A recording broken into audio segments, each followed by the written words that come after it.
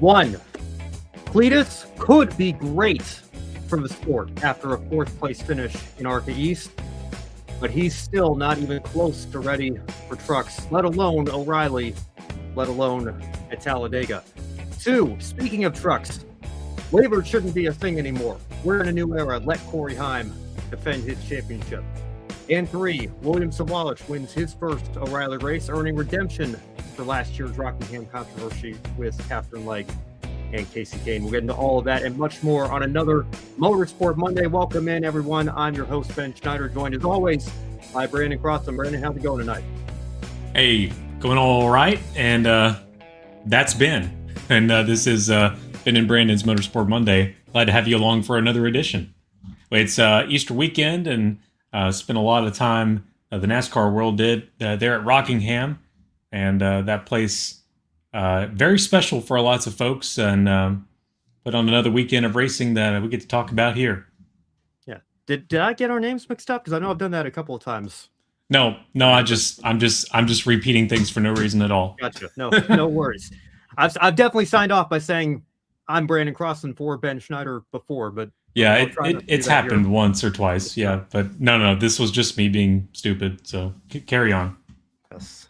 All right. Well, let's jump right into it here. We'll get into the truck series here in just a little bit. Good to see Iceman already in the chat here, and got a few people already watching. Thank you so much. Don't screw Heim the way NASCAR screwed Enfinger. I suck at hashtags. Well, I don't know if hashtags come through on the YouTube chat anyway. I know you're not supposed to use apostrophes and hashtags there, but that one will catch on. Yeah, we got the point there. Nonetheless, I mean, you know what my thoughts are. It's all just so goofy. We just should go back to full season points. But I told you I wasn't going to shut up about that. The chase is a good start, baby steps, but let's still get to that final point eventually there. But first, we have to talk about the biggest story, the YouTube sensation, Cleetus McFarland, aka Garrett Mitchell, with, quite honestly, I think a great run, great performance in the ARCA Series East race, putting a full race together, holding his own and coming away with a fourth place finish. I know we've said some things about, the current state of the ARCA Series East, but I'll tell you what, man, car counts are up. I think that's a very fine result for Cleetus McFarland in this ARCA East start. But regardless of who it is, whether it's Cleetus or anybody else, I will tell you that I don't think fourth place in an ARCA East race, even at a track like Rockingham, which is certainly more challenging than, your average short track in many different respects with the speeds and the grooves and everything, and running that track to the best of your ability. He certainly held his own. That does not mean that a driver is ready for the second highest level of stock car racing in the United States, and that is the O'Reilly Auto Parts Series, where Cleetus made his debut later that afternoon to a 32nd place finish. Highly chaotic one, several close calls, but to his credit, brought the car home in one piece, and that exceeded some people's expectations, if we're being quite honest. Here's what Mark Martin and company had to say on Door Bumper Clear earlier today over at Dirty Mo Media. Cleetus McFarland exceeded expectations in his first O'Reilly Auto Parts Series race. He finished 32nd, and he says he got his ass kicked and that he'll see us in 2 weeks at Talladega. The best thing about Cleetus is his interviews. I mean, at least he's coming out and saying, oh, this is way harder than I thought. I mean, he's fantastic. That's all fantastic. As far as the race goes, he didn't exceed my expectations. I expected him to run about like he ran. I said on social media yesterday, this place is a lot harder than Daytona. And it is. Dude, you don't have any idea what it takes to run in the middle or the latter part of the pack at Rockingham. So he still got over his skis multiple times, but his driving talent saved it. Many other drivers would have wiped that car out. I'm going to be curious to see what happens Tuesday on the approval process for Talladega. I think they're going to make him run Kansas. It's not so much that he needs to learn how to drive, because like you said, he knows how to drive. He needs to learn how to race. He needs to learn the basics of our sport. All right. I think all around pretty fair comments from everybody on that panel. Brandon, what were your thoughts on the weekend that Cleetus McFarland had? Should he be approved for Talladega? We can say in the past NASCAR's approved similarly questionable things before, or should NASCAR use this as an example to put their foot down and say, he needs a little bit more time. Maybe he runs Kansas and we see how he does there. What do you think? Yeah, Kansas would be a good next step, I think. Just talking at a realistic stance, like the danger level of Rockingham going from Rockingham to Talladega has got to be monumental and a very scary thing to put anyone with his skill level. Just throw him out there just because, he's got 4.67 million subscribers on the YouTube machine. And you know what? Why don't we just throw him in an RCR car and send him out there? It looks good on paper. It looks good for all the sponsors that Garrett brings with him, and it looks good for Richard Childress Racing from a marketing standpoint for Rockingham, for Talladega too coming up. But yeah, this would be an excellent time for NASCAR as a sanctioning body. As far as their march back towards credibility, I guess this would be another great time to go, you know what?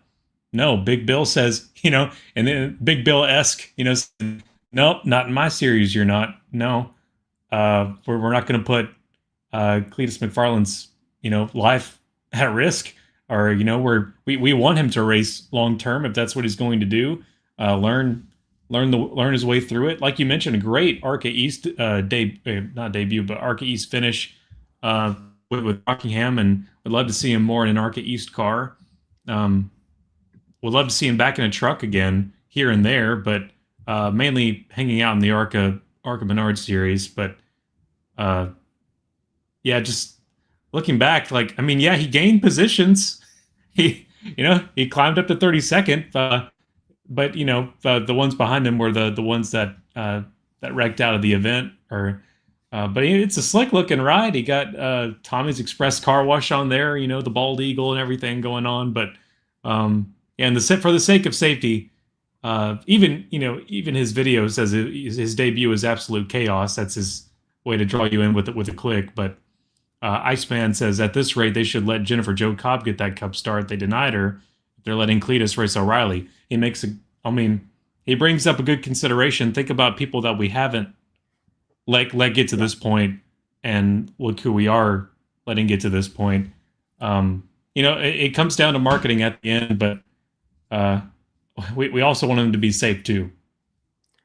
Yeah. So, and again, Jennifer Jo Cobb, I think, is a great example. I know what happened later that fall in the truck race at Talladega, but what people I think are quick to forget is that she was only and I know it was off sequence on pit stops and everything, but I think it was only 3 laps away from becoming the first woman to have led the most laps in a top 3 NASCAR National Series race when she led, I think it was 16 laps at Talladega. So you got to be able to hold your own to stay in the draft and stay on pace to be able to accomplish something like that, even if it is off sequence. She's been racing in NASCAR's top 3 divisions, I think, since the early 2000s. She had up to 2 decades of experience at that point. Granted, not all of it was full time, but when Steve Phelps said we just thought she wasn't ready yet, I was thinking to myself, if she's not ready now, then is she ever going to be? And then if you look at somebody like a Cleetus McFarland here, who, Jennifer probably has more years of stock car experience than he has total races so far. When you total his ARCA starts and the Truck Series start at Daytona and everything, and you're going to say we're going to give him one test at Rockingham where he scrapes the wall and say he's good enough and he's going to be approved to run Talladega, I think you're certainly jumping the gun quite a bit there. Now, I will say this about Cleetus. This isn't like Mr. Beast or KSI or one of those other YouTubers getting in a car. Yeah, it's not a PewDiePie Cup start for our age group, I guess. Yeah, or like if I know Mr. Beast has done stuff with Formula E, right? If we were saying we're going to put Mr. Beast on the Formula E grid, he's going to be one of the 22, whatever it is, drivers that's going to start a race. Certainly erected, by the way. Yeah, that would be a much, much different scenario and then I think, we're letting a YouTuber drive a car. Cleetus is a car guy. He is a automotive motorsports YouTuber in that sense. He is still probably more qualified to do what he's doing than 99.9% of the people talking about him right now. So, I don't think it's completely fair to just label him as this YouTuber and dismiss it, because again, he's not Mr. Beast. He's Cleetus McFarland. That being said, as much as Cleetus is a car guy, there's only so much experience that you can pick up on from a few ARCA starts.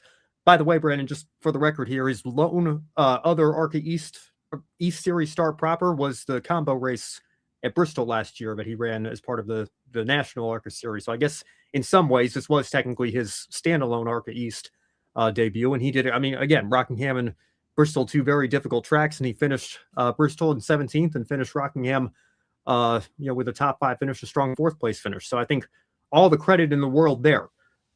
But again, I think that is where he should be right now. Even somebody like Frankie Muniz, who I know is not, again, necessarily driving the same level of truck series equipment that, I'm sure he'd like to be, and that I think he could compete for wins and championships with if he, had the experience and were a top prospect, maybe a little bit younger than he is now, starting this NASCAR journey up again. But, I think what he did by running, Frankie Muniz comes in, obviously he's a celebrity outside of racing and brings a massive following with him. But he's not going to say, I'm going to jump straight into the top 3 series here, or, a big track or anything like that. I'm going to do it right and start out running a full season of ARCA and work my way up from there. Cleetus jumping right into an O'Reilly car with Richard Childress Racing, by the way, the team that just won the championship with Jesse Love, that has multiple championships in that series and is one of the top teams in the sport. Maybe not in the Cup side right now, but historically speaking, it's not like he was running his own equipment or some startup team or some backmarker team. He was in a very good car. And I think, again, it is nothing personal. I'm glad he is in the sport, and I hope that he continues to take the right steps to improve and maybe start being able to do this on a more regular basis. But, I've got to agree with what Mark Martin said there. He didn't, I guess he kind of exceeded my expectations in the sense that I'm happy and relieved that he finished the race. Again, he certainly had a couple of incidents where, if he hadn't had the car under control as quickly as he did, it could have ended much differently. And so all the credit in the world to him for finishing under power. But to be multiple laps down in a car like that, outside the top 30, I think, again, it's not Cleetus's fault. It's just a sign of the reality of the situation. He is not ready for this level of racing yet. And again, I think it proves to, I know our friends Matthew and Tanner were talking about this earlier this year on their new show, Grid Rising. You see these surveys come out all the time, and you get 6% of people that think they could win a Cup Series race if given the right opportunity. And it's just like, completely out of touch with the reality. You really are. That's like, do you see 6% of people say that they think they could dunk on LeBron James in an NBA game? I mean, that's basically what you're doing, right, with our sport. So I think that this is a good reality check for those people as well. This is not easy. And even for somebody like myself, and, we'll get into William Sawalich here a little bit later. I was a little bit critical of William last year, thinking maybe he was making the jump too quickly. But the fact that he held his own as much as he did, had a tough rookie year, but fought through it and is now a winner in that series. You can say what you will about the money he brings or the sponsorship that his family brings or whatnot, but you still have to have the talent. Still have to will the thing. Yeah. Yes. And we've been picking on Riley Herbst a little bit, and Riley Herbst has won a couple of races in this series and this level as well. Riley Herbst, I don't think, is as talented as his teammates Bubba Wallace or Tyler Reddick over at 2311. That does not mean that Riley Herbst is not still better than I would be in that car. Than the average American. Or Cleetus, or the average American watching. Yeah. He finishes races consistently. Let's get that straight. Yeah. Still better than the overwhelming majority of us that are talking about him. That doesn't mean we can't criticize him when he falls short of expectations or does something worth criticizing on the track. Yeah. It's a free country. But it's a reminder to all of us that this is not easy. And again, we cover the sport, we follow the sport, we know that it's not easy. But again, to the more casual viewers, or maybe to the people that are coming over that have been watching Cleetus for a long time, that maybe don't know quite as much about NASCAR proper in this sense, that are being introduced to it, or being introduced to the multiple different series and multiple different rungs of a ladder, so to speak. It is incredibly challenging. And I think this weekend was proof of that. And so we can criticize the approval process and say he finished 6 laps down in an RCR car. I don't know what more we expected of him. But also, he doesn't have too much ARCA experience. He went out and got a top 5 in an East Series race. I think that shows that he is serious about this. He has drive, he has talent, he has potential. He just has to do it the right way and take the right steps. And again, I'm still, if we get to Talladega in a couple of weeks and he's on the entry list, I have to say my nerves have not been calmed by anything that happened this weekend here. But fourth in an ARCA East race, still a solid result, and I think something that he can build on. Let's catch up on the chat here. Iceman saying KSI tested a Formula 4 car and kept stalling it because he kept it in higher gears while going slow. I'm glad it's at least someone who has interest in racing and is looking to improve. Yeah, I mean, that's exactly it. Like I said, this isn't just your average YouTuber with millions of subscribers. I mean, he does have millions of subscribers, and that I think can be good for NASCAR. They can tap into that. They can live stream his in-car and his ARCA car on their YouTube channel and bring in new potential viewers and new subscribers to their own channel and everything. I think all of that's great, but we really need to slow our roll a little bit if we're talking about going to Talladega in an O'Reilly car.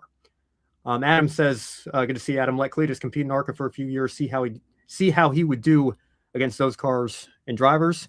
I think Greg Biffle will be happy for Cleetus on Saturday. Yes, and again, it breaks my heart because we've heard the reports that Greg was planning on running the ARCA race at Talladega with Cleetus before obviously the tragedy in December, and certainly wish that they could have gotten that opportunity to. I completely forgot about that too, and I think as sad as it is, another big reason why Cleetus is on the schedule for Talladega is because of that potential storyline. Yeah. I mean, no doubt you would want that kind of headline.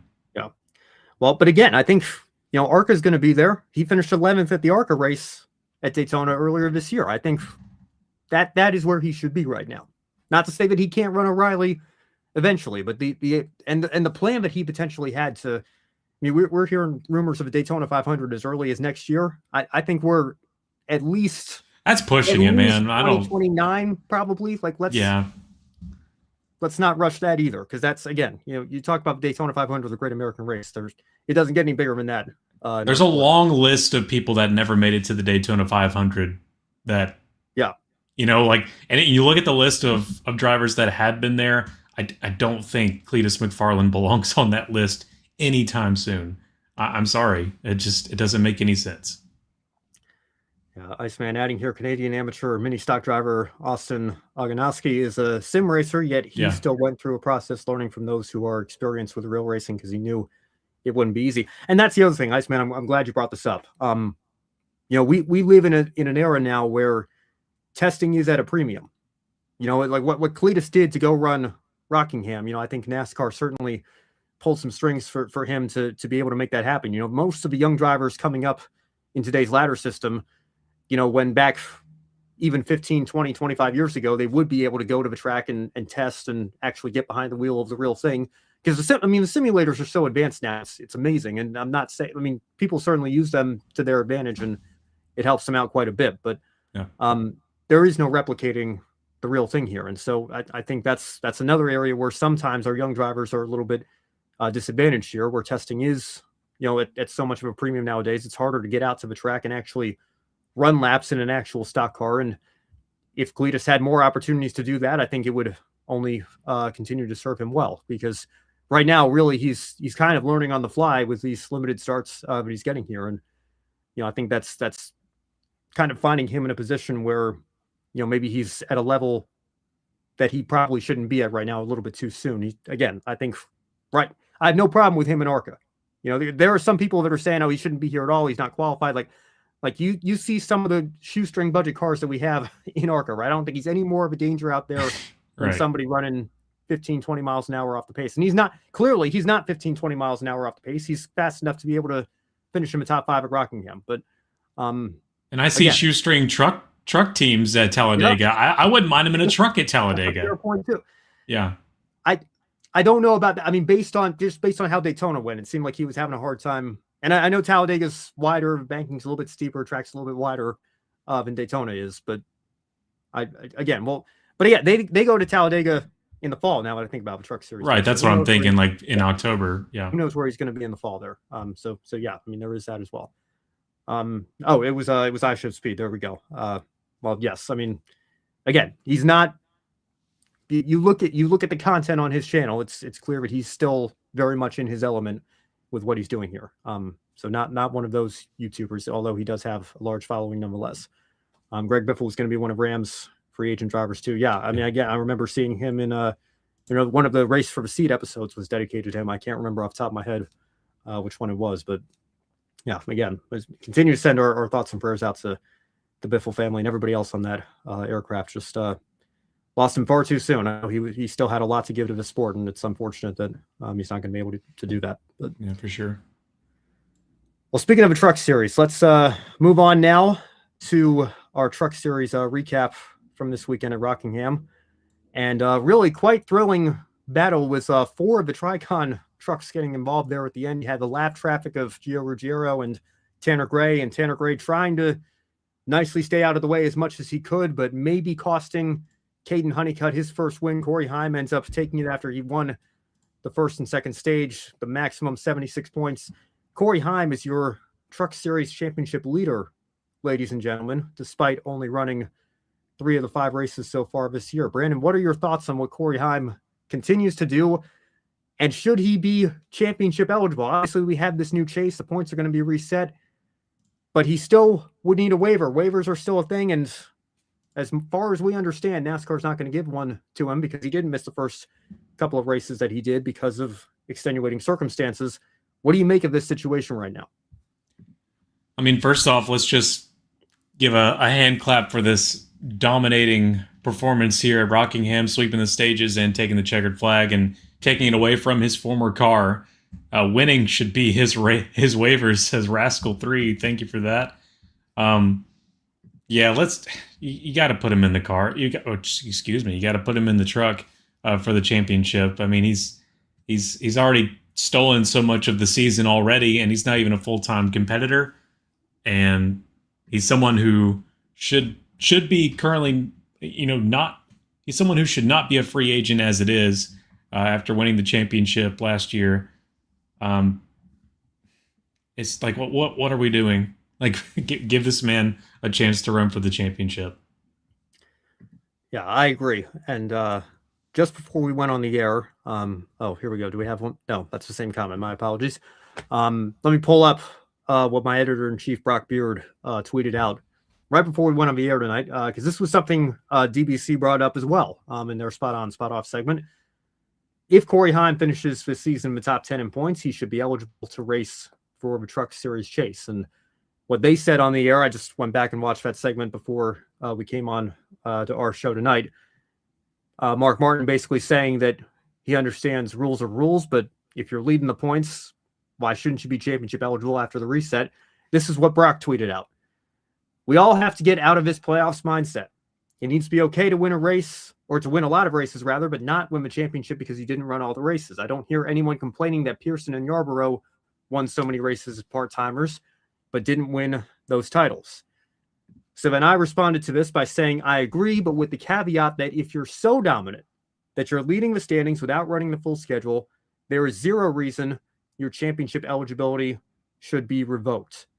I don't expect Corey to change his schedule at this point, but it bothers me that it's not even an option. Then I add, there's also the fact that stage points inflate his total, as does the new point system, but that's another subject altogether. Now, since I went to clip this for our show tonight, Brock responded right as we were going on air and says, I like that direction, but the problem is that it becomes a judgment call. Is it how many points you're ahead, how many wins you have? Seems better to just getting rid of the full season mandate and the chase and let the numbers add up on their own. Let it be earned. What a concept. Well, I quoted that and I said, hey, you know me. I'm all for getting rid of the chase and going back to full season points. No argument there.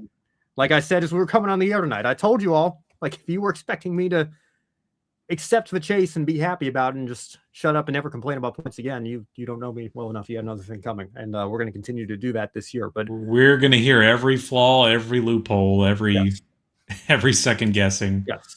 Right here and you're seeing it now.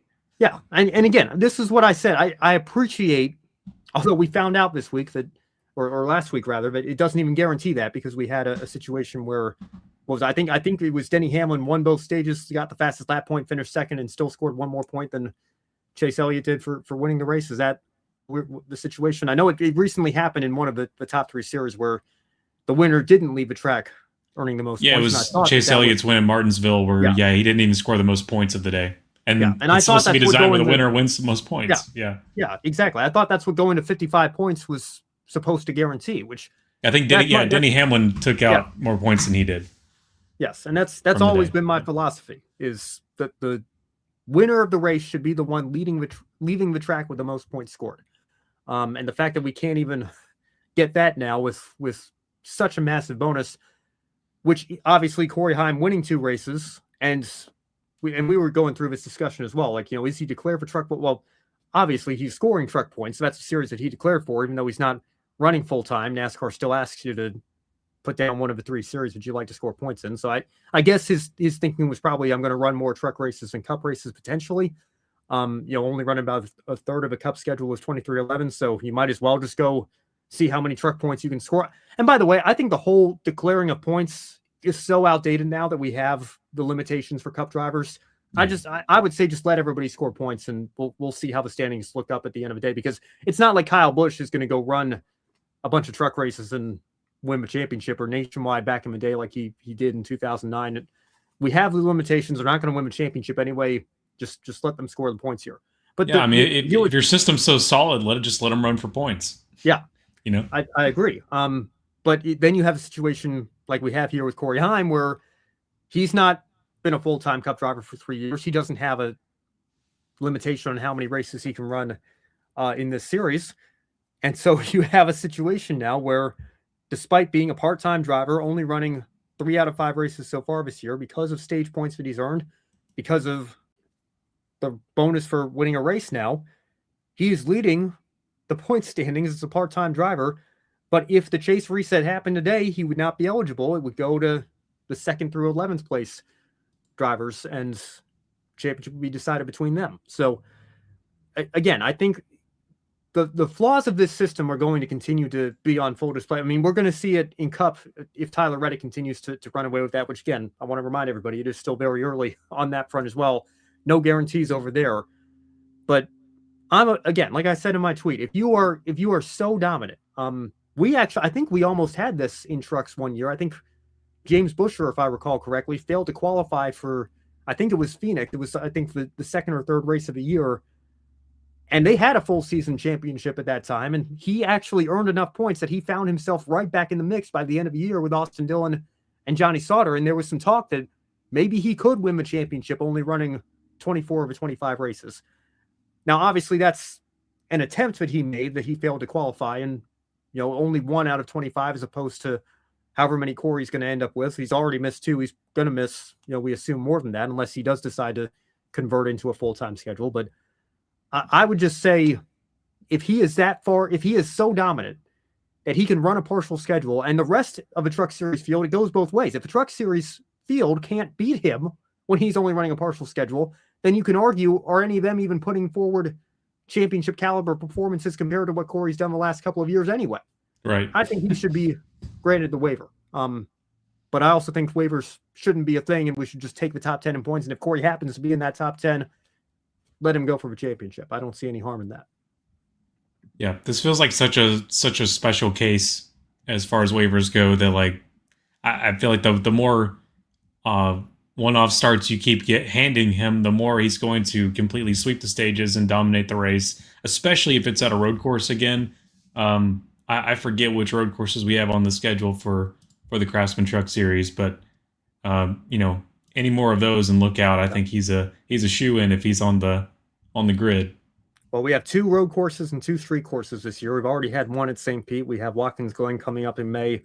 Coronado, San Diego, Coronado, and then Lime Rock. We're back at Lime Rock in July, and I'm going to have to see if I can maybe make it out to that one this year. I wanted to go. Rascal going spicy here, because it wouldn't be the first time.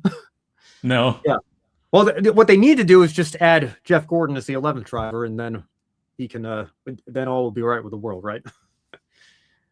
We don't need to open that can of worms up, I don't think. But Iceman brings up a good point here as well. Thanks to Chandler Smith's disqualification, Heim is tied for the points lead with Caden Honeycutt.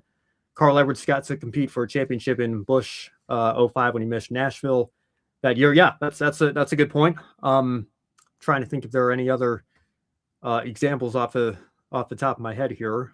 Again, that one's a little bit different because that's full season.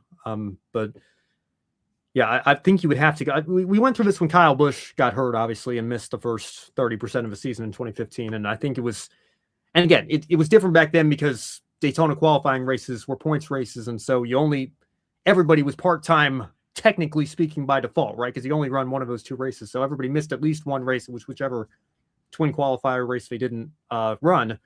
But I think you had to go back to that era to find the last time somebody won a championship without running the full schedule, as it were. And of course, everything was all different back then, pre-modern era.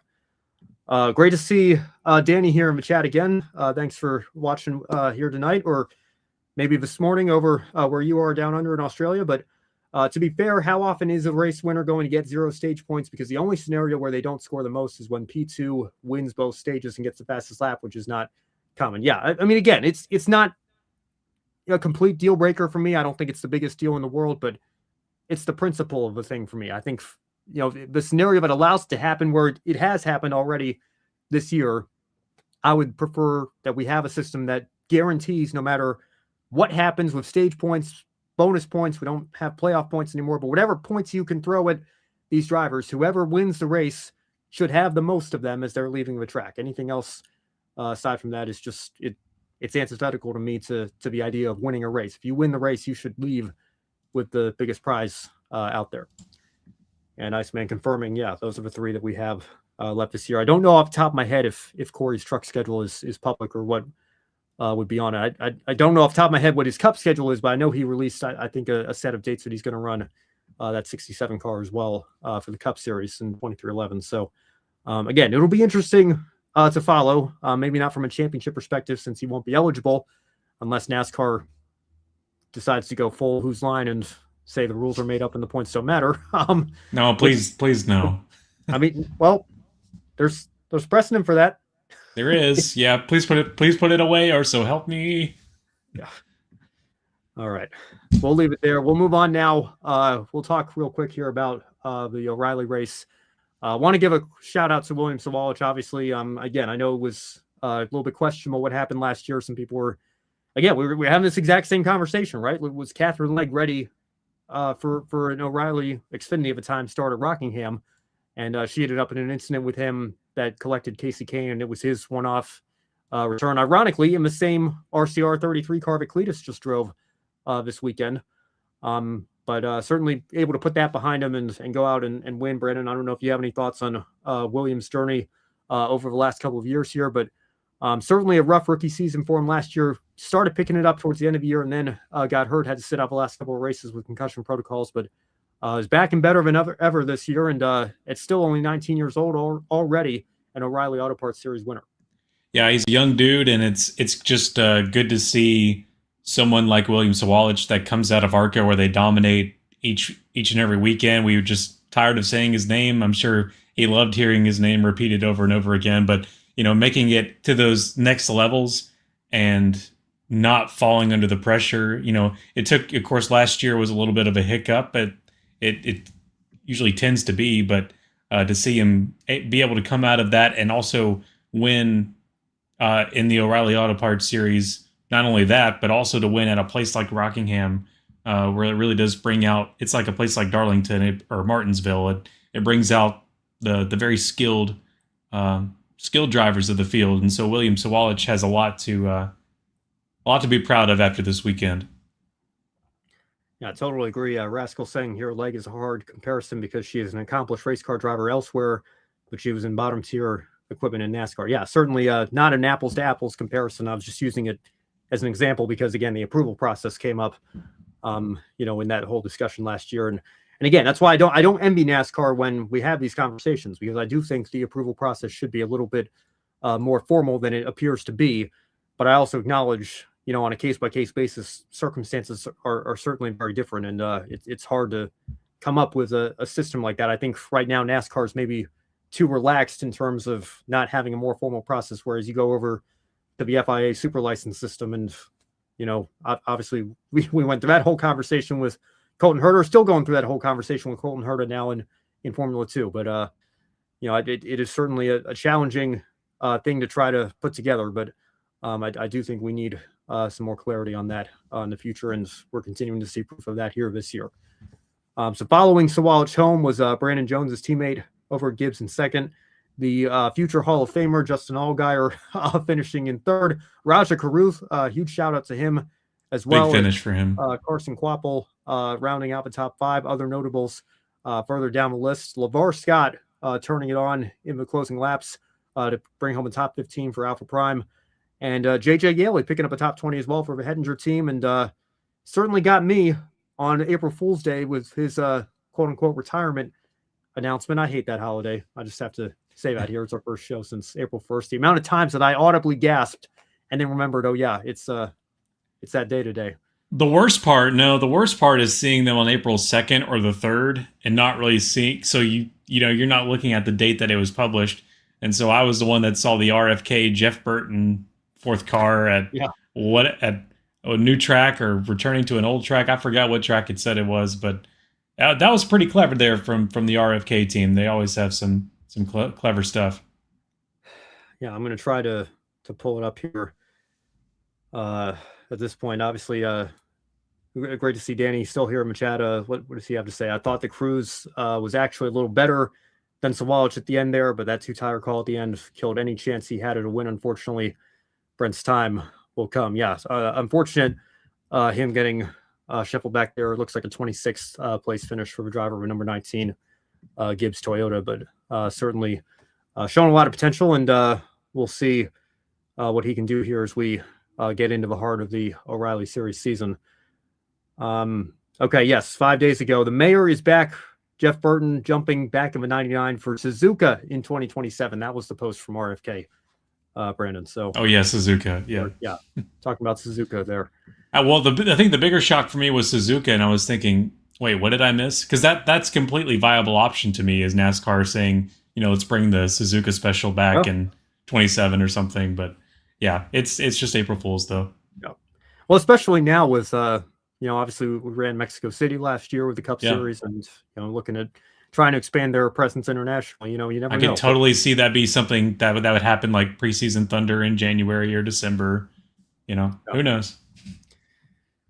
All right. Well, let's go through a couple more topics here as we close out the show tonight. I want to make sure we get off the air before the national championship game starts. But we should mention Daniel Dye has been reinstated by NASCAR, but the official term was resigned. Colleague Racing said they accepted his resignation.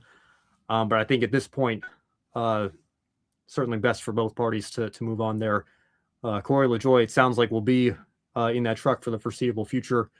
But Brandon, what are your thoughts on the Daniel Dye situation in the tournament it took this week? Yeah, no further comment on that. It's just another one of those cases of, well, you know what? It was you kind of dumb for doing that on platforms like that, but you did it. It happened. It's moving on. You got to move away from that team. That team has to move away from you. Completely understand. But just keep moving and get reinstated. He is reinstated. But he got to obviously sever ties from that. I'm just thinking of the positives. Once again, Corey LaJoie gets a big break and gets some more opportunity to say it's not over yet. Yeah, hopefully all 12 of his fans show up and watch these Truck Series races here. I'm sorry. And it is just kind of ironic though that he made that comment when he did a year or two ago, and now this is where he seems to have ended up. But we'll see. Hopefully he can make the most of it and try to help build the Ram program up. He is a veteran, and I suppose it is good for Colleague to have one of those in their stable here. So, all right, and maybe Brandon, maybe you can help me out here. This comment from Rascal. I've been seeing these posts going viral the last day or two. I think it's from a Reddit post somebody made, maybe for an April Fool's joke. Do you know what Figgy Earnhardt is up to nowadays? I haven't seen him at the track for a while. Do you know who Figgy Earnhardt is? Have you heard that? I've never heard of him, and I'm afraid it's an April Fool's thing. So okay. I don't want to touch it, but someone dressed up as Dale Earnhardt at Martinsville. That kind of went viral. Somebody posted on Reddit that they were like, is this a Mandela effect? Because I seem to remember there was another Earnhardt son named Figgy. And he's one of Dale's senior sons. And they put it on Reddit and was like, does anybody else know this? And I don't know. Somebody else said that like the upvote to comment ratio was ridiculous because NASCAR Reddit can't take a joke. And it was clearly, I don't know. I'm glad people are having fun with that, but I don't I don't particularly have any thoughts on it. The only time I show up on Reddit is when one of my videos gets shared there and people are criticizing it, and I have to defend myself. It's like saying you're Elvis's brother and you're gonna go play somewhere. Yeah, and I should. I mean, I've gotten some compliments on Reddit too, but I think Reddit just has that stereotype that they've earned over the last several years about not treating some of the YouTubers with as much flattering comments as I think we might like to see. But hey, everybody's got an opinion, right? So we can leave it at that. We should also mention, going through the ARCA East results, congratulations to Tristan McKee picking up another win in the 77 car. Carson Brown second in the 28, and then Isaac Kitzmiller finishing third, right in front of Cleetus McFarland, obviously in fourth. And I will have my last car article coming out in the next day or two on that. Mike Basham, your last place finisher, all the way down in 22nd. All right, so before we go tonight, like I mentioned, we've got the national championship coming up on the men's side. Do just want to mention quickly, Brandon, I don't know how much of the women's Final Four you were able to catch. I don't know if you saw the dust up between Gino Auriemma and Dawn Staley. I saw nothing of the sort. All I know is read the headline this morning that UCLA won the thing, and yes, in a big win for their coach and everything. But yeah, Angel Reese to Atlanta as well. Yeah, big news breaking in the WNBA. The Atlanta Dream trading for Angel Reese, and the Chicago Sky picking up a couple of future first-round picks in that deal. So that'll be interesting to follow this season. I saw they've already jacked up ticket prices a little bit, and her jersey's already sold out on the team store. So naturally, certainly a big signing there, or big trade, I should say. It's going to be wild with the new CBA coming in and free agency and the transfer portal opening up on the college side of things as well. Do just want to circle back to UConn though. It was frustrating for me because we've got the men's game tonight, and I'm just hoping for a competitive game. I don't really care who wins or loses too much. I've got friends on both sides of the match here tonight, Michigan fans and UConn fans. But I'm not particularly fond of Dan Hurley. I feel like he can have a bit of an entitled attitude and have grown tired of his antics over the last couple of years. And he has ultimately been why I have not been as passionate about rooting for the men's team over at UConn as I have been the women's team. Because I've always loved Gino Auriemma. I love Paige Beckers, love AZ Fudd, love that team that they've had for the last couple of years. And we'll see where AZ goes in the draft here next week. But just for somebody that has been there on that stage long enough and often enough, 25 Final Fours for crying out loud, just really inexcusable behavior with Dawn Staley there. And the reports are that he called her and has reached out to her directly. I feel like his apology, if you can, it was barely an apology. It was more of a PR statement that came out the next day. Didn't even mention Dawn by name. So I thought that was pretty weak as well. But the only thing I will say is I think people are conflating two different handshake moments, so to speak, because everybody, was blasting that photograph. Obviously, they did shake hands pregame. I think what Gino was talking about was after the players were being introduced, and that was when he was saying he was standing around for 3 minutes. Maybe Dawn just got caught up in the moment and forgot the proper traditional protocols. But even if you grant him that, certainly is not an offense that was worth going off like he did in the manner in which he did. So certainly hope that he continues to sleep on that a little bit and maybe issues a more sincere, heartfelt apology. And like I said, I don't need an apology. I don't think, South Carolina staff needs an apology. I think Dawn Staley needs an apology, as do the players, because he rushed out of there. Because that's the thing, regardless, he's a hypocrite regardless, because he, after the game ended and the dust up happened, he went straight to the locker room without going into handshake lines as the game ended. So, but like you said, Brandon, UCLA wins the whole thing. And I think UCLA, Texas in hindsight was probably the real national championship game, because South Carolina beat UConn pretty handily and then got their rear ends kicked by UCLA in the national championship. So probably would have been UCLA's day either way there, but congratulations again to them. What else do we have here? Like I said, I think Michigan's the massive favorite tonight. It's hard to bet against UConn when they get to this point of a tournament. But we'll just have to wait and see what happens here. I had to make a pick. I'd probably lean Michigan, but I think it's going to be a close game. I hope it's a close game nonetheless. I don't know if Kobe's here in the chat or if he's going to watch this afterwards, but big news, Michael Malone going to UNC. He's going to be their new coach next year. So their coaching search is taken care of. So we'll see what that leads to that program next year. And final thoughts on my Philly sports teams here.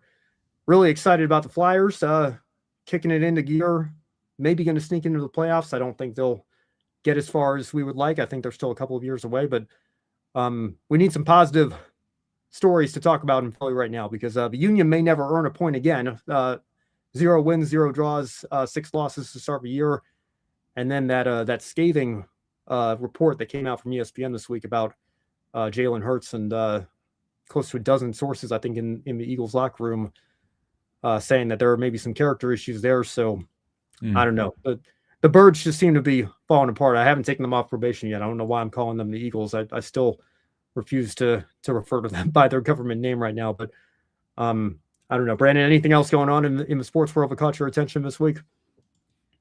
Not too much. I haven't really been glued to it, I guess, for this week.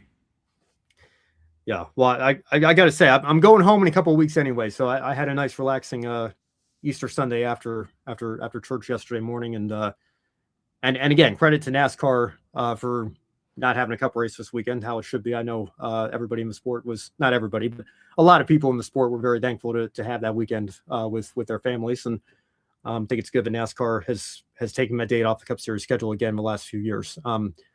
But I came back home and a lot of sports things going on my television that spent the rest of the day enjoying. Obviously, the national championship. The Curry brothers getting to share the court with Golden State last night. That was cool to see. And yeah, it's just going to continue on here tonight with national championships. So, like I said, with no cup race, a little bit of a shorter show here tonight. We're going to get out of here before we hit the 1 hour mark, it looks like. So, just any final thoughts that anybody has in the chat, any last minute questions, feel free to leave them in there. I will leave you with this. Just finished watching Indianapolis Raceway Park, race number 22 in my Busch Series season rewatch. So that project continues to plug along. My latest Patreon update is free for everybody to read. It's ahead of the paywall. You don't need to be a member to read it and get those updates. If you would like to contribute to this show that you're watching right now or anything else happening on this channel, certainly your support is much appreciated. But that recent update that I posted for April is ahead of the paywall if you want to check it out. Nonetheless, just BC Schneider 53 on Patreon. I think the link is in the description as well if you want to check that out.